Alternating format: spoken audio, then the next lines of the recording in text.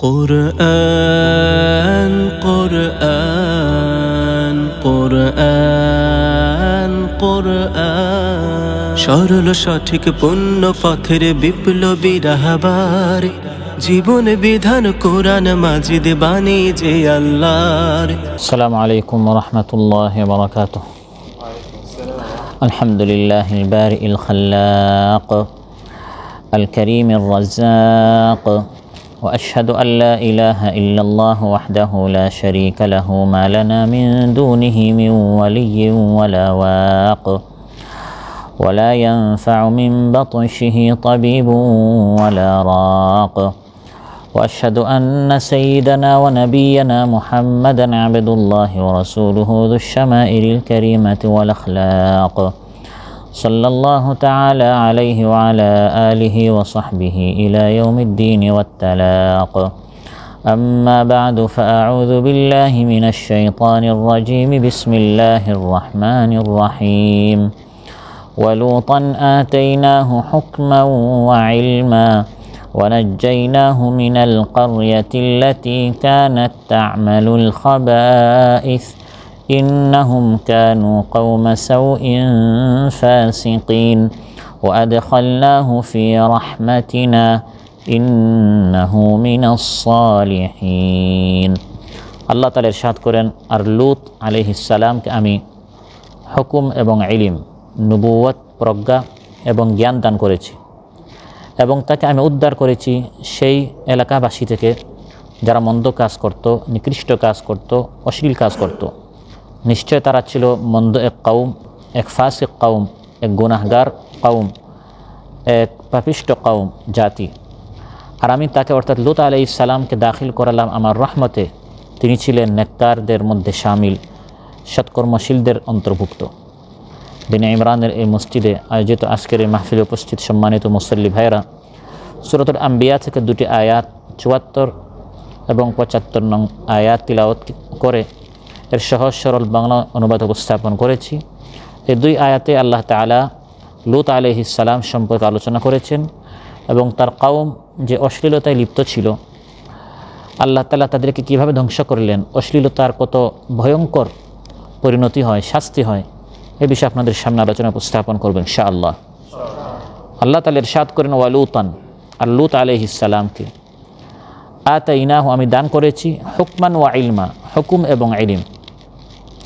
লূত আলাইহিস সালামকে আল্লাহ তাআলা নবী করে পাঠিয়েছিলেন যে এলাকায়, সেই এলাকার নাম ছিল সাদুম। এটা ফিলিস্তিনের আল বাহরুল মাইয়িত, যেটাকে বলা হয় মৃত সাগর। এই মৃত সাগর লাগোয়া জর্ডানের নিকটতম একটি শস্য শ্যামল এলাকা ছিল যার নাম সাদুম, যার বড় অংশ এখন এই আল বাহরুল মাইয়িত মৃত সাগরের গর্ভে চলে গেছে। শাস্তি যখন আসছে, তাদের সবাইকে এমনভাবে ধ্বংস করা হয়েছে, এই পুরো এলাকা এখন একবারে মৃত, সেখানে কোনো হায়াত নেই, কোনো জীবন নেই। পুরা এলাকাকে আল্লাহ তাআলা এমনভাবে ধ্বংস করে দিয়েছেন এবং পুরাটাই এখন সমুদ্রের গর্ভে চলে গেছে। সেখানে গেলে এখন বোঝার কোনো উপায় নেই এখানে এক সময় নগর সভ্যতা ছিল, বিশাল এক জাতি ছিল, সবাইকে আল্লাহ তাআলা এভাবে ধ্বংস করে দিয়েছেন। এই সাদুম যে এলাকা, সেখানে আল্লাহ তাআলা তার নবী লূত আলাইহিস সালামকে পাঠালেন। লূত আলাইহিস সালাম ছিলেন হযরত ইব্রাহিম আলাইহিস সালামের ভাতিজা, তার ভ্রাতুষ্পুত্র। লূত ইবনু হারান তার নাম ছিল, হারানের পুত্র লূত। হারান হচ্ছেন ইব্রাহিম আলাইহিস সালামের ভাই। এই হারানের ছেলে হচ্ছে লূত আলাইহিস সালাম, ইব্রাহিম আলাইহিস সালামের ভাতিজা। লূত আলাইহিস সালাম ইব্রাহিম আলাইহিস সালামের সাথে একসাথে ইরাকে ছিলেন এবং ইরাকের শাসকের নাম ছিল নমরুদ।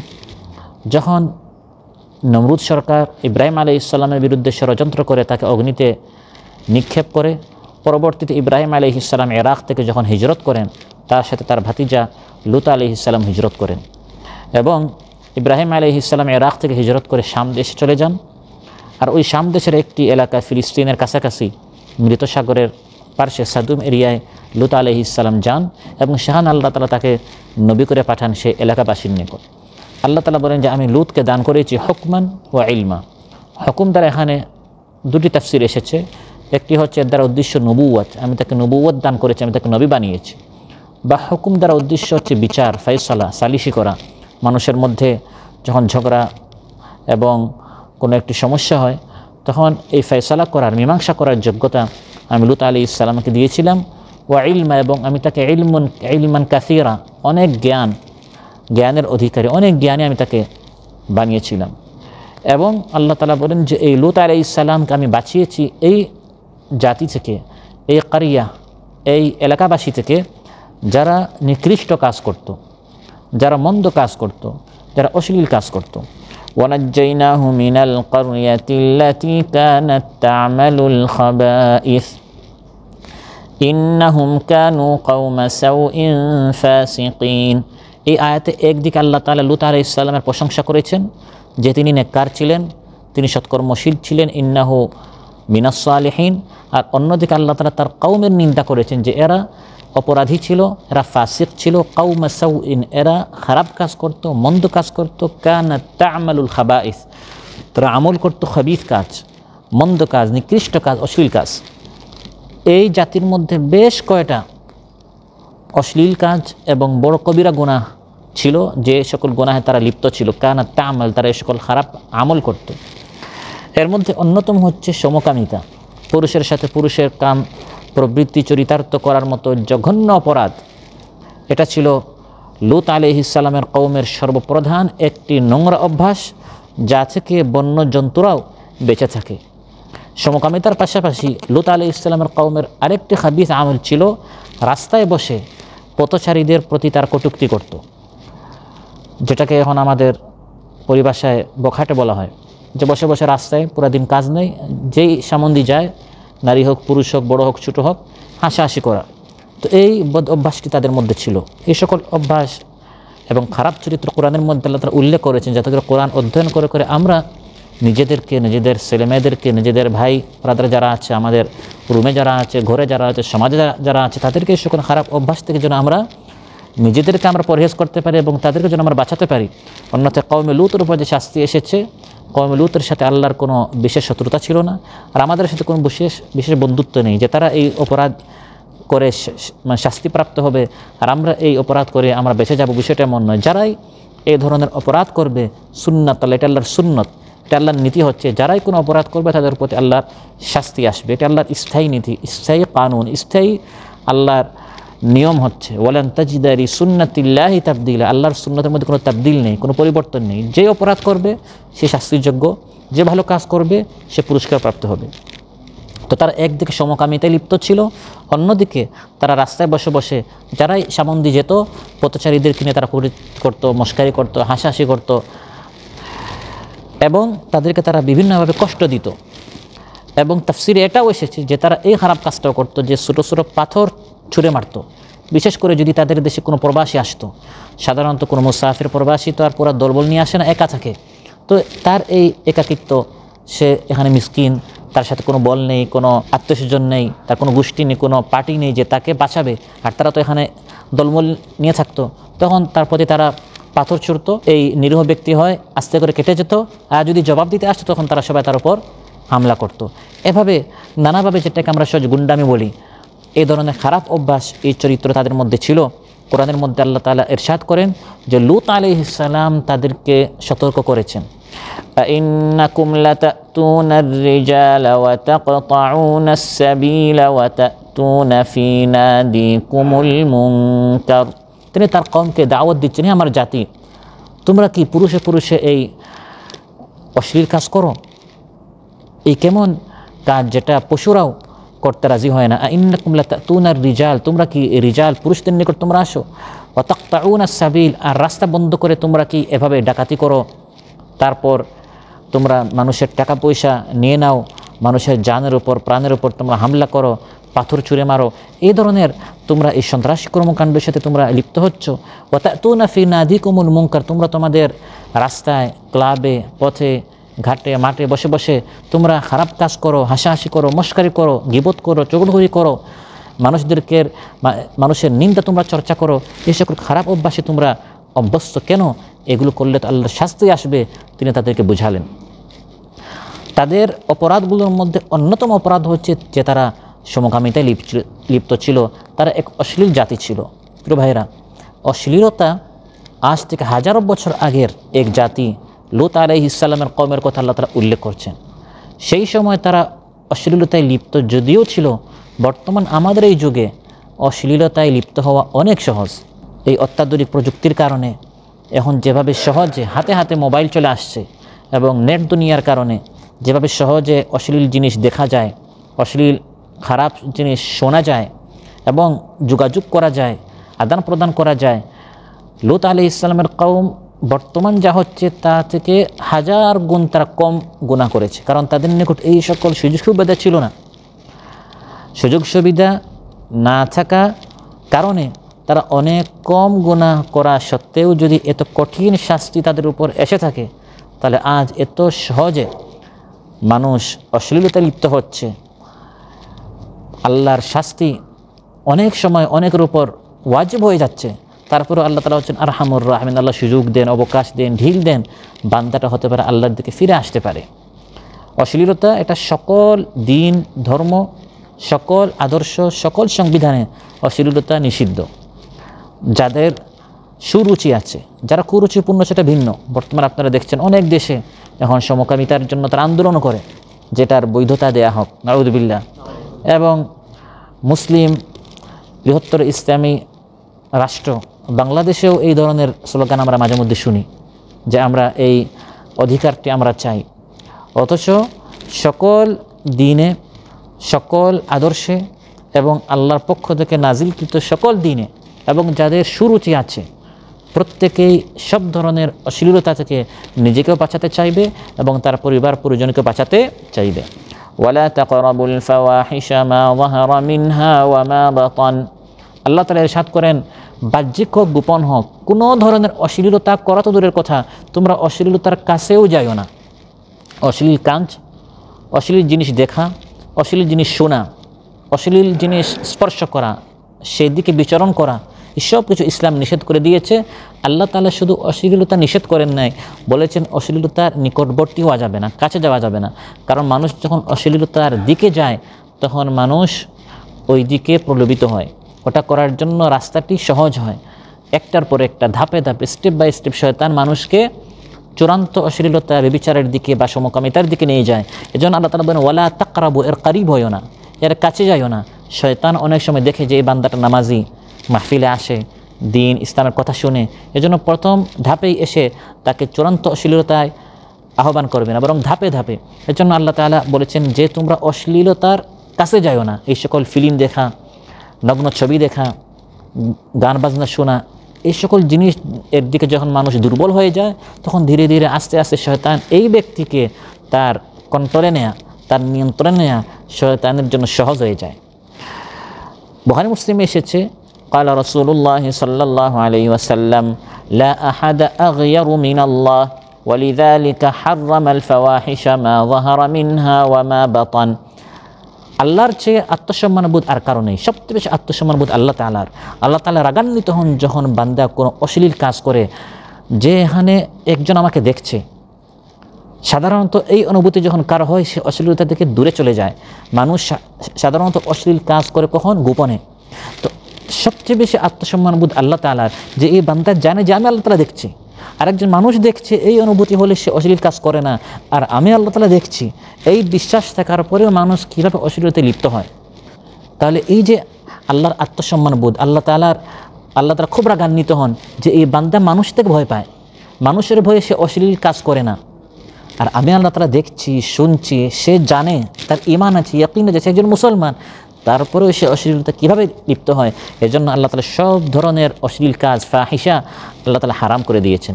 বিশেষ করে প্রকাশ্যে অশ্লীল কাজ করা, এটার গুনাহ বেশি। যে গুনাহে কওমে লূত লিপ্ত ছিল, তারা সমকামিতায় লিপ্ত হতো, তাদের ক্লাবে এটার জন্য তাদের আলাদা স্থান ছিল। এবং এটা আমাদের দেশেও এখন এই ধরনের আলাদা বিভিন্ন স্থান পাওয়া যায়, যেখানে প্রকাশ্যে এখন ওপেন সিক্রেট হয়ে যাচ্ছে। এটা একসময় শুধু ইউরোপ আমেরিকায় ছিল, এখন ওই সকল কালচারে যারা ওইগুলো যাতে ভালো লাগে তারা এখন চাচ্ছে এগুলো আমাদের দেশে নিয়ে আসতে। রাসূল সাল্লাল্লাহু আলাইহি ওয়াসাল্লাম ইরশাদ করেন, বুখারী মুসলিম এসেছে, কুল্লু উম্মতি মুআফা ইল্লাল মুজাহিরিন। বান্দা যখন একটি গুনাহ করে আল্লাহ তাআলা চাইলে বান্দাকে মাফ করে দেন। বান্দার এই গুনাহটি ক্ষমার যোগ্য ইল্লাল মুজাহিরিন, এই গুনাহগার ছাড়া যে প্রকাশ্যে গুনাহ করে। প্রকাশ্যে যখন বান্দা কোনো অশ্লীল কাজ করে, সে নিজে ফিল্ম দেখছে আরও দুজন বলে যে ভাই আসো, দুস্তা আসো, এটা আরও আরেকজনের নিকট কী করে শেয়ার করে। তো এই গুনাহটি অশ্লীল জিনিস দেখা শোনা এটা সে এখন গোপনে করছে না, এটা আরও 2 জন 5 জন 10 জনের নিকট সে নিয়ে যাচ্ছে। এই বান্দাকে আল্লাহ ক্ষমা করবেন না। আজ কত মানুষের অ্যাকাউন্ট অফ হয়ে যাচ্ছে, কারণ সে মারা গিয়েছে, সে আর চালাতে পারছে না, কিন্তু অ্যাকাউন্টটি মানুষের নিকট থেকে যাচ্ছে। যে চালাতো তার হাত থেকে অ্যাকাউন্টটি এখন কী হয়ে গেল, হাতছাড়া হয়ে গেল, সে খবর চলে গেছে। এখন আপনি ওই অ্যাকাউন্টে আপনার যে উদ্দেশ্যে যা রেখে গেছেন, সেখানে হতে পারে আপনি অনেক অশ্লীল ভিডিও, অনেক অশ্লীল ছবি রেখে গেছেন, তাহলে এই ফেসবুক আইডি থেকে, ইউটিউব থেকে আপনার খবরে কী পৌঁছবে? রাসূল সাল্লাল্লাহু আলাইহি ওয়াসাল্লাম ইরশাদ করেন প্রত্যেক গুনাহগারকে আল্লাহ তাআলা মাফ করতে প্রস্তুত, ইল্লাল মুজাহিরিন, সেই অশ্লীল এবং গুনাহগার ছাড়া যে মানে প্রকাশ্যে করে। ওয়া ইন্না মিনাল মুজাহারাতি আন ইয়া'মালা আর-রাজুলু বিল-লাইলি আমালান থুম্মা ইউসবিহু ওয়া কাদ সাতারাহু আল্লাহু আলাইহি ফায়াকুলু ইয়া ফুলান আমিলতুল বারিহাতা কাযা ওয়া কাযা ওয়া কাদ বাতা ইয়াসতুরুহু রাব্বুহু ওয়া ইউসবিহু ইয়াকশিফু সিতরাল্লাহি আনহু। এটাও প্রকাশ্যে গুনাহ করা, যে বান্দা রাতের আধারে গোপনে একটি গুনাহ করলো, দিন যখন হলো, সকাল যখন হলো, আল্লাহ তাআলা তার এই গুনাহটি ঢেকে রেখেছেন, কাউকে বলেন নাই, কিন্তু সে কি করে, আল্লাহর পর্দাটি সরিয়ে দেয় আর 2 জনকে গিয়ে বলে, গর্ব অহংকার করে যে ভাই গতকালকে একটা ফিল্ম পেয়েছি, গতকালকে আমি একটা সাইট পেয়েছি, একটা ওয়েবসাইট পেয়েছি, আরও শেয়ার করার 2 জনকে বলে নাও তোমাকে আমি সেটা দিচ্ছি, এক মেয়ের সন্ধান পেয়েছি, নাম্বারটা আরও 2-4 জনকে দে। সে আরও খুশির সাথে, আনন্দের সাথে যখন বান্দা এই পর্যায়ে পৌঁছে যায়, তখন এই বান্দাকে আল্লাহ তাআলা আর ক্ষমা করেন না। এটা ক্ষমার অযোগ্য গুনাহ হয়ে যায়, কারণ তার কারণে অন্যান্যরা অশ্লীলতার দিকে অনুপ্রাণিত হচ্ছে। যে কাজটি কওম লূত করত, লূত আলাইহিস সালামের কওম তারা এই কাজ করত। আল্লাহ তাআলা বলেন আমি লূত আলাইহিস সালাম, তিনি তার কওমকে যখন দাওয়াত দিলেন, এক পর্যায়ে তারা তার দাওয়াত কবুল না করার কারণে আমি তাদেরকে ধ্বংস করলাম, আর লূত আলাইহিস সালামকে আমি আল্লাহ তাআলা বাঁচিয়ে দিলাম। ওয়ানাজ্জাইনাহু মিনাল ক্বরিয়াতিল্লাতী কানাত তা'মালুল খাবাইস ইন্নাহুম কানু কওমা সাউইন ফাসিকিন। যখন শাস্তি আসলো, লূত আলাইহিস সালামকে আমি সেই এলাকাবাসী থেকে বাঁচিয়ে দিলাম যারা অশ্লীল কাজে অভ্যস্ত ছিল, নিশ্চয় তারা এক মন্দ জাতি ছিল। ইন্নাহুম কানু কওমা সাউ, এরা খুব খারাপ এক কওম ছিল। ফাসিকিন, এরা ফাসিক ছিল, এরা গুমরাহ ছিল, এরা পথভ্রষ্ট ছিল, এরা অশ্লীল এক জাতি ছিল। কওম লূতকে ধ্বংস করার জন্য আল্লাহ তাআলা বিশেষ এক ফোর্স পাঠিয়েছেন, আল্লাহ তাআলা বিশেষ এক বাহিনী পাঠিয়েছেন, ফিরিস্তাদেরকে আল্লাহ তাআলা পাঠালেন।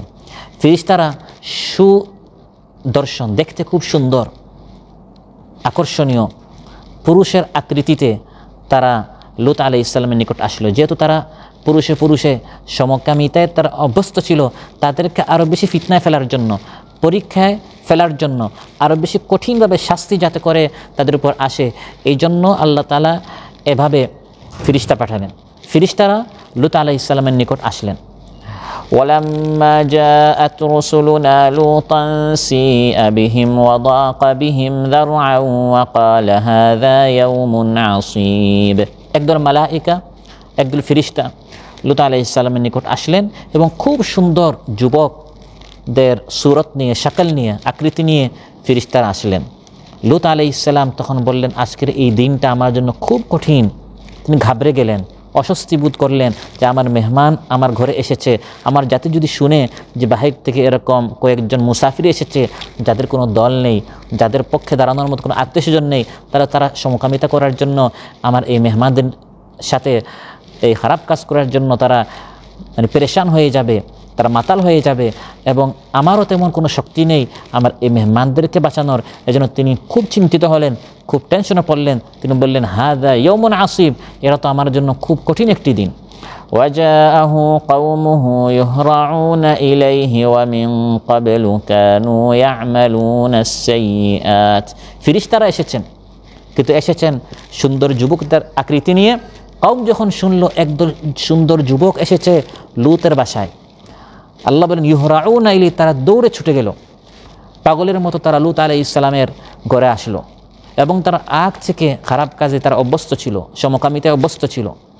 লূত আলাইহিস সালাম এই কঠিন পরিস্থিতি থেকে বাঁচার জন্য লজ্জাকর এই পরিস্থিতি থেকে বাঁচার জন্য তিনি তার জাতিকে বললেন, ক্বালা ইয়া কওমি হাউলাই বানাতি হুন্না আতহারু লাকুম ফাত্তাকুল্লাহা ওয়া লা তুখজুনি ফি দাইফি আলাইসা মিনকুম রাজুলুর রাশীদ। হে আমার কওম, যদি তোমাদের যৌন চর্চা করতে হয় তাহলে আমার কন্যা এবং আমার জাতির যে সকল কন্যা আছে বিবাহে আবদ্ধ হয়ে হালাল পন্থায় তোমরা যৌন চর্চা করো, কিন্তু আমার এই সকল মেহমানদের সাথে খারাপ কাজ করে তোমরা আমাকে লজ্জিত করো না, আল্লাহকে ভয় করো। ফাত্তাকুল্লাহ ওয়ালা তুখজুনি ফি দাইফি, মেহমানের সাথে এই অশ্লীল কাজ করে তোমরা আমাকে লজ্জায় ফেলো না।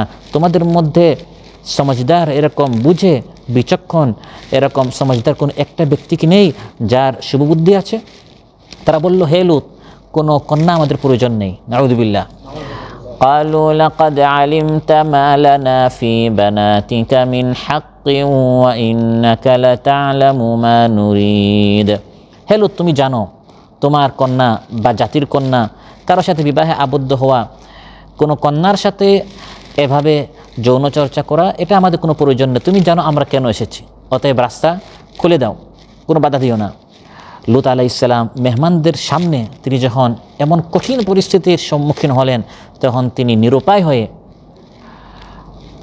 বললেন, قال لو أن لي بكم قوة أو آوي إلى ركن شديد। মেহমানদেরকে বললেন, যদি আমার কোনো শক্তি থাকতো, কোনো ক্ষমতা থাকতো, আমার হাতে কোনো পাওয়ার থাকতো, তাহলে আমি তোমাদেরকে বাঁচাতাম, বা আমার শক্ত যদি কোনো স্তম্ভ হতো, কোনো খুঁটি থাকতো, ডাক দিতাম, পুরা বাহিনী চলে আসতো, তাহলে এদেরকে তো আমি উড়িয়ে দিতাম, এখান থেকে বের করে দিতাম, তাড়িয়ে দিতাম।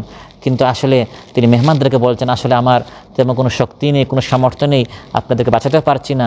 এরকম যখন একবারে তিনি অসহায় হয়ে গেলেন, নিরুপায় হয়ে গেলেন, তখন ফেরেশতারা তাদের আসল রূপ, তারা আসলে কারা, তাদের নিজের পরিচয় লূত আলাইহিস সালামের সামনে তারা পেশ করলেন, এবং কি মিশন নিয়ে তারা এসেছেন, কি আল্লাহর পক্ষ থেকে দায়িত্ব নিয়ে এসেছেন, সেটা তারা লূত আলাইহিস সালামকে শোনালেন। قالوا يا لوط إنا رسل ربك لن يصلوا إليك। তারা বলল, হে লূত, আমরা আল্লাহর পক্ষ থেকে মালায়েকা, আমরা আল্লাহর পক্ষ থেকে বার্তাবাহক ফেরেশতা এসেছি। সুবহানাল্লাহ। লাই ইয়াসিলু ইলাইক, তারা আমাদের নিকট পৌঁছাতো দূরের কথা, তারা আপনারও কোনো ক্ষতি করতে পারবে না। আপনি আমাদেরকে চিন্তিত হবেন না। আপনি বলছেন আমার তো কোনো ফোর্স নেই, কোনো বাহিনী নেই, পুরা বাহিনী তো আপনার হাতে, আল্লাহ আপনার সাথে, আল্লাহ আমাদেরকে পাঠিয়েছেন, এবং আল্লাহর পক্ষ থেকে আমাদের কেমন ক্ষমতা, ওই দুনিয়ার বাহ্যিক কোনো 3 বাহিনী 4 বাহিনী 10 বাহিনী এই সকল বাহিনী নয়, যে সকল বাহিনী মুসিবতের সময় কেউ কোনো কাজে আসে না। পুরা বাহিনী শুদ্ধ ফিরআউনের বাহিনী তো আল্লাহ তাআলা সমুদ্রের নিকট, সমুদ্রের ভিতরে আল্লাহ তাআলা তাদেরকে ডুবিয়ে দিলেন। বরং আমরা কেমন বাহিনী? হে লূত, আমরা এসেছি আপনাকে বাঁচানোর জন্য, গোটা জাতিকে ধ্বংস করার জন্য। আপনি এবং আপনার কন্যা যারা ঈমান এনেছে, আপনার আহালকে নিয়ে আপনি রাতে এলাকা থেকে বের হয়ে যাবেন, কারণ আজকের এই রাতটি হচ্ছে শেষ রাত। আপনার জাতিকে আজ রাতেই ধ্বংস করা হবে, সুবহের সকালের আগ মুহূর্তে। فأسر بأهلك بقطع من الليل ولا يلتفت منكم أحد إلا امرأتك إنه مصيبها ما أصابهم إن موعدهم الصبح أليس الصبح بقريب।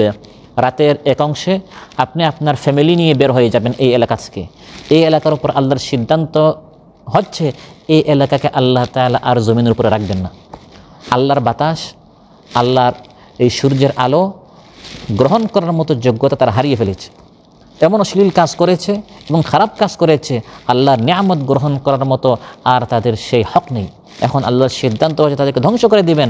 আপনি আপনার আহালকে নিয়ে এই এলাকা থেকে বের হয়ে যাবেন, কারণ আপনি নেককার, আপনি আল্লাহওয়ালা, আপনাকে আল্লাহ তাআলা কোনো ক্ষতি করতে চান না। সুবহানাল্লাহ। আপনি বের হয়ে যাবেন, হ্যাঁ, ইল্লা ইমরাআতাক, আপনার স্ত্রী ছাড়া। ইন্নাহু মুসিবুহা মা আসাবাহুম, সে সেই মুসিবতে পড়বে, সেই বিপদে পড়বে জাতির যে বিপদ আসবে। জাতি যে বিপদে পড়বে, আপনার স্ত্রীকে সেই বিপদে পড়তে হবে, কারণ সে জাতির সাথে তার একটি লিঙ্ক ছিল, কোনো অশ্লীল কাজ সে করতো না। তাফসীরে এসেছে, কারণ কোনো নবীর স্ত্রী তার সাথে দাম্পত্য জীবনে খেয়ানত করত, এই দুর্বলতা কোনো নবীর সংসারে ঘরে ছিল না। সে যে অপরাধ করতো সেটা হচ্ছে লূত আলাইহিস সালামের ঘরে যখন কোনো মেহমান আসতো খবরটি সে গিয়ে পৌঁছে দিত। যেমন এই মেহমানরা যখন এসেছেন খবরটি তাদের নিকট পৌঁছে দিয়েছে তার স্ত্রী, এবং সে ঈমান আনে নাই।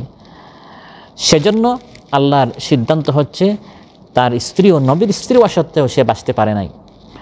আপনারা যখন যাবেন এলাকা ছেড়ে পিছনের দিকে তাকানো যাবে না, ওয়ালা ইয়ালতাফিত মিনকুম আহাদ, পিছনের দিকে তাকানো যাবে না, কারণ কঠিন শাস্তি আসবে, বিকট শব্দ হবে। এই শব্দ শুনে পিছনের দিকে তাকানো যাবে না, যে পিছনের দিকে তাকাবে সে ধ্বংস হয়ে যাবে। লূত আলাইহিস সালামকে আল্লাহ তাআলা বলে দিয়েছেন যে আজকে রাতে বের হয়ে যেতে হবে, সকালের মধ্যে তাদেরকে ধ্বংস করা হবে।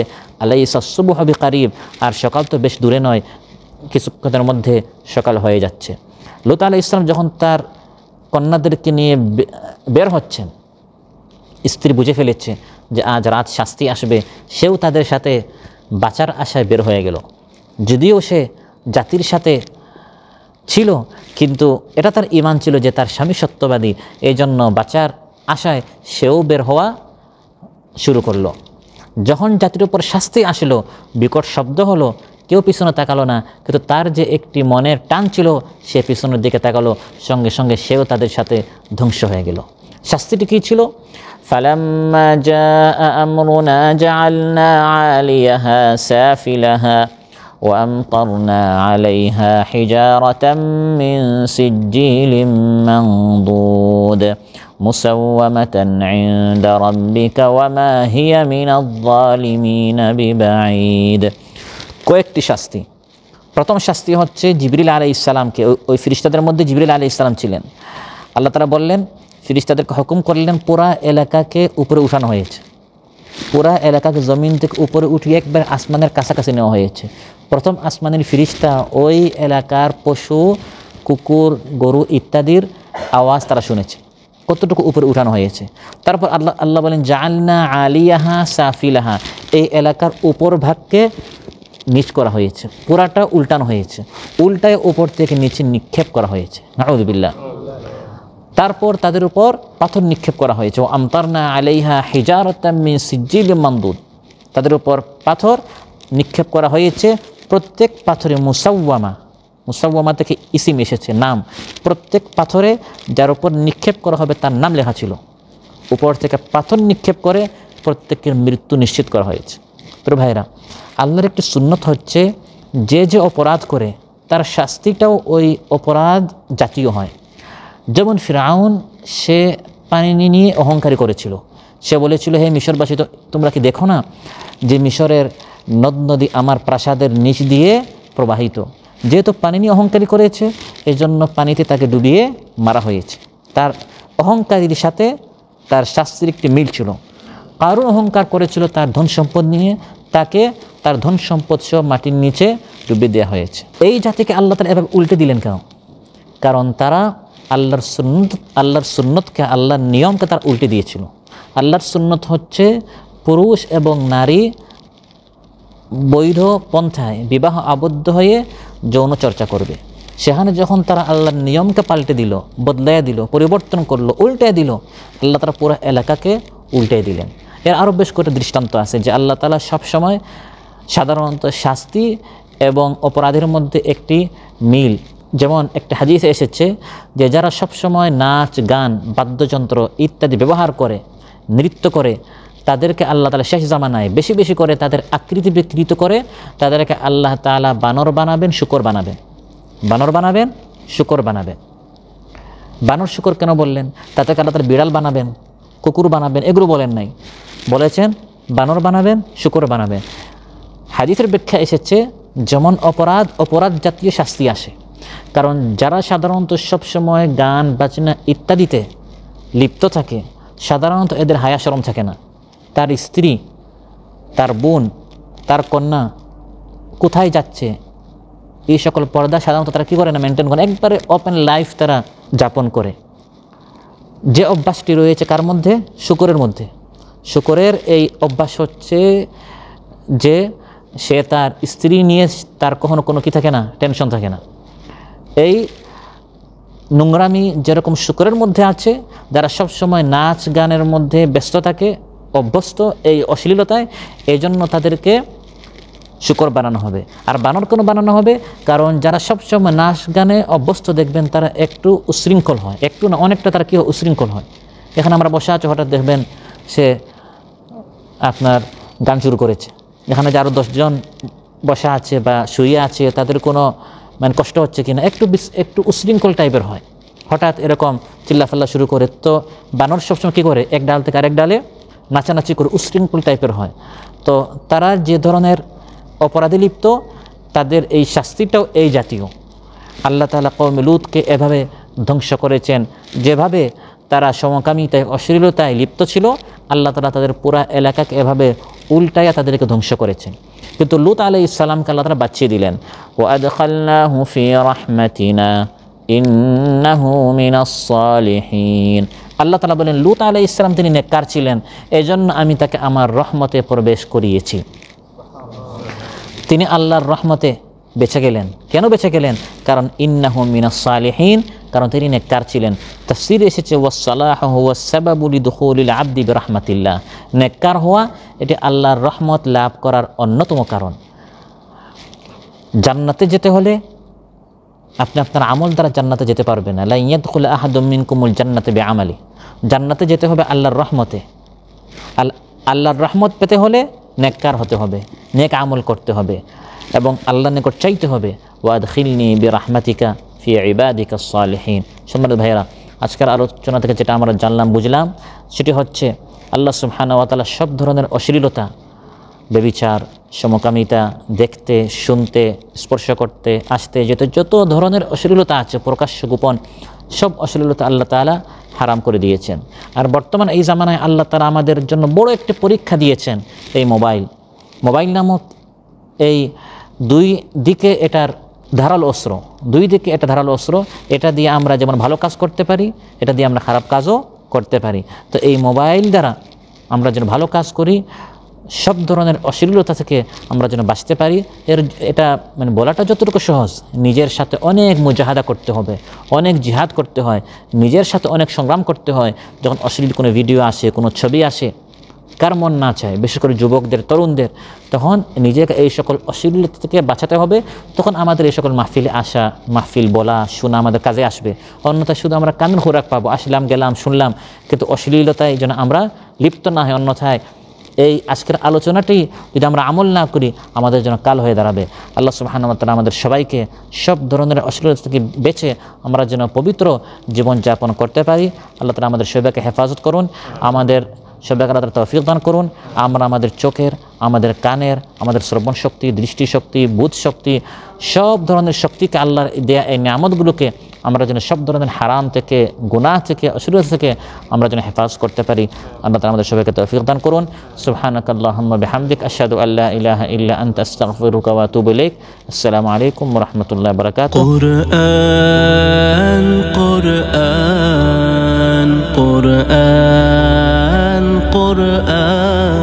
সরল সঠিক পূর্ণ পথের বিপ্লবী রাহবার, জীবন বিধান কোরআন মাজিদ বাণী যে আল্লাহর।